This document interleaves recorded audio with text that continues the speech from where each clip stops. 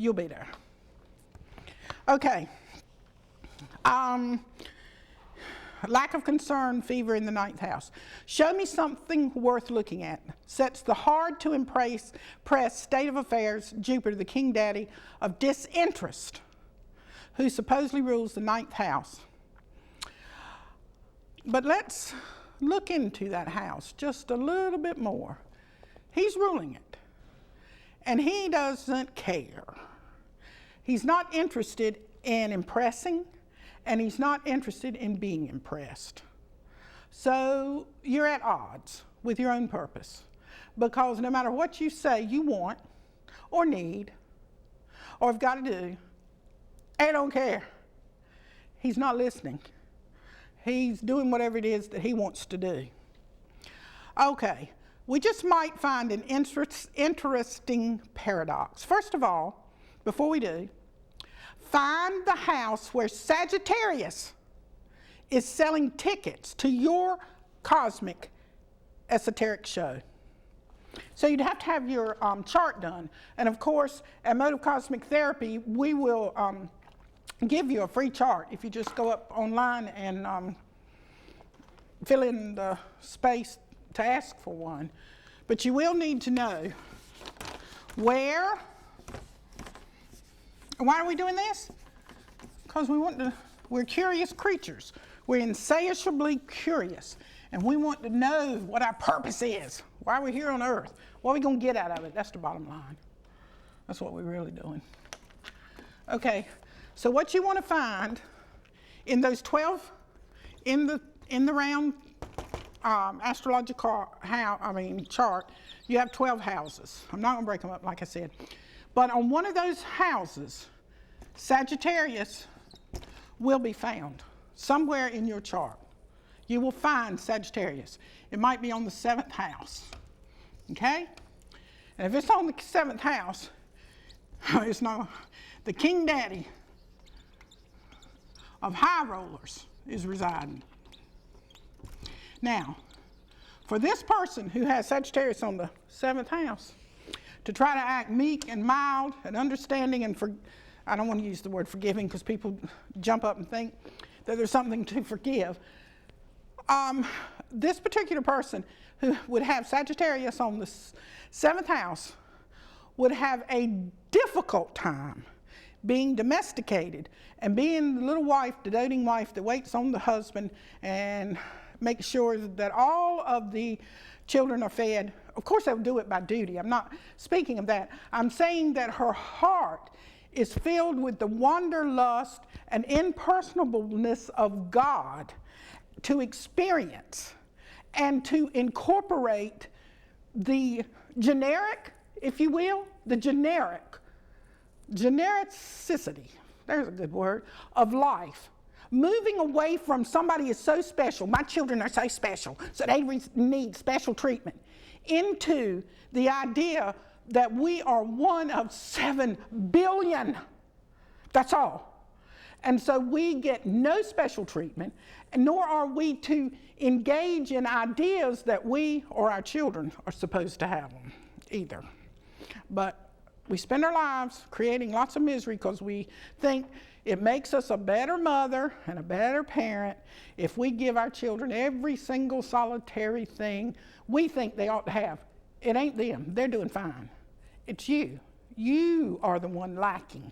You are the one that wants those needs filled that can't be filled because you haven't ripped away your mask yet. Okay. Like I said, find where your Sagittarius is at in your chart. And we will give you a free chart if you just go up online, on Motive Cosmic Therapy and fill in the information. And we'll send it to you. Then you can find and study along with me, because I love it. So that's why I'm using the word. I'll be teaching more astrology. Anyway, next, locate the Santa Claus persona, Jupiter.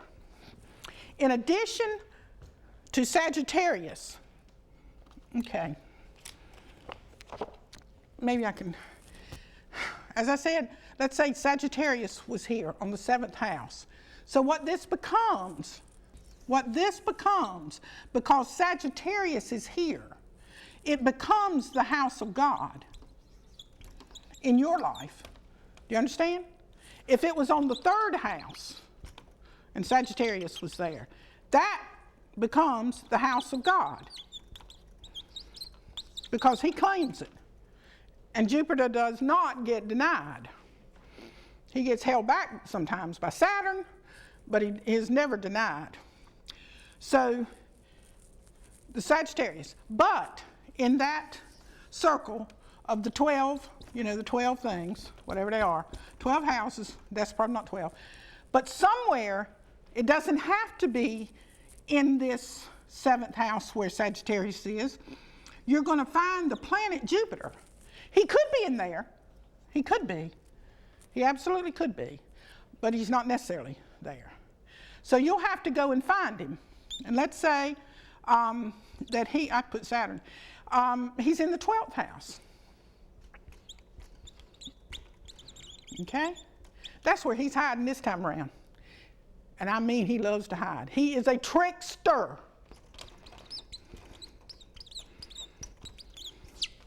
He is a trickster. Many faces, many, many faces. So he chose this time around. He's going to use the experiences. This is his domain right here. The 7th house, marriage, is one. Okay? He's going to use that as his home base, we will. But he's going to stay over here and cause havoc there. He's going to bring experiences, people, all kinds of situations that are going to feed back into here. He's going to do it. He's going to make those things occur that are going to affect that. Wherever he's at, wherever this is at, he's going to do it. Nobody else, no other person is going to do that. Plus, he has a lot of influence over all the rest of the people. But this is another show too. It depends upon, let's say he's in this 12th house, but you have something else, maybe the moon, in the 2nd house. And I talked about these configurations when you were born. Boom, there they are. Well, they're going to line up again many times throughout your life.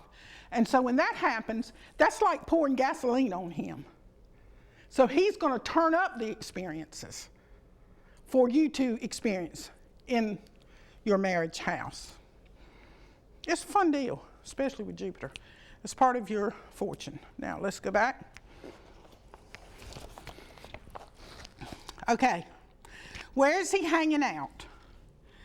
Just make a mental note of these 2 highly important integral parts to the puzzle. We'll get back to them later, maybe. Maybe we won't. Blessing, what a beautiful word, or so they say. But I say, who determines the acidity of the blessing cocktail? Blessings, same word, with an additional letter tacked on the end, such a different form of the same force. Interesting, yes. It is said in astrological circles that Jupiter is in charge of dispersing gifts. And he is. He really is. So all of your life and all of your gifts and all of your blessings come from Jupiter. Blessings, gifts, lovers, enemies,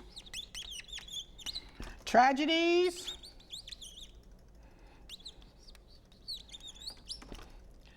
what do we want to say? Blessings, gifts, lovers, enemies, tragedies, unions,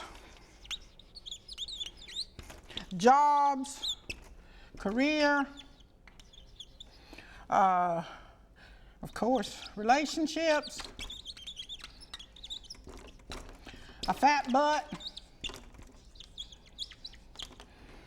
beautiful lips,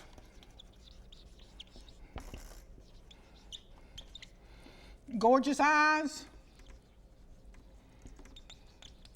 big nose. All of these gifts come from Jupiter, every single one of them. They don't come from anywhere else but that.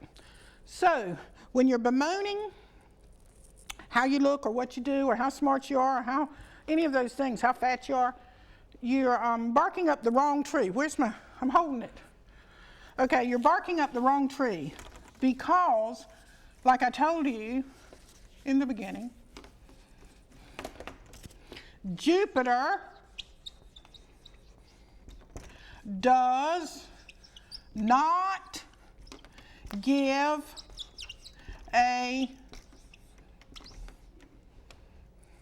not one bit. He don't care if you say, thank you for my beautiful body, I'm just loving it. Or, I'm so ugly, why did you make me so ugly? Okay? It's what you got. Work with what you got. That's what Jupiter tells you. Work with what you got. And I'm going to give you things along the way because I gave you that big nose that will be a blessing. If you didn't have the big nose, you couldn't receive this because this doesn't fit a small nose. Okay? Everything you have will work with everything else that he has, if you will. Remember, he's just a symbol. Everything works in accordance, well, in the Bible it says everything works according for good for those who are called for the purpose, for the good of the Lord. So Jupiter is the Lord of the 9th house. And he is also, that house, I'm going to stress it again, is the house of God. Okay? So in this circle, wherever this house right here, which is the 9th house, is of utmost importance because it is the house of God. It is the temple. It is the worshiping place. It is those things that we are seeking to understand. Okay? We're seeking our God in that house. Okay. That is the natural Sagittarius house. But let's just say he always remains there. But in your chart, because of what time of day you were born and wherever you were born, Sagittarius, which is the ruler of the 9th house, may be on your 7th house. That's your marriage. And you may be having all sorts of problems, or you may be having a wonderful marriage. It all depends upon where he's visiting. Let's put him in the 2nd house. Okay? We're going to put him in the 2nd. All right. Well, in that 2nd house, you're going to have money coming out the yin yang. You're never going to be without money. That's not going to be your problem. And your marriage will be fruitful. But because you have so much money or materiality, better word of speaking, it's going to cause you problems. Because anything that you have so much of, what do? You take it for granted.